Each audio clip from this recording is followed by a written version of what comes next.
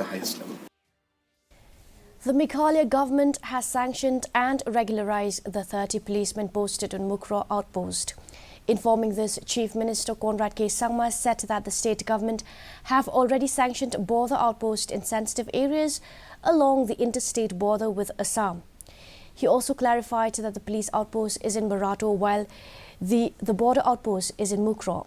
It may be recalled that concerns were raised earlier whether there will be a sanction post for those posted at new police outpost amid the thinning strength of the police force.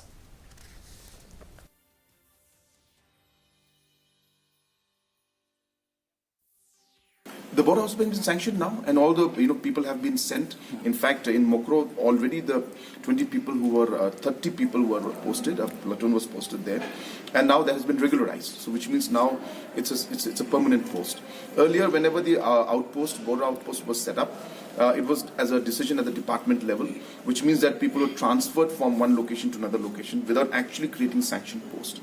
So the last cabinet decision we decided on this has actually sanctioned it, and those posts are now there for people to be appointed, and the ones who have been sent to Mukroh are now regularized.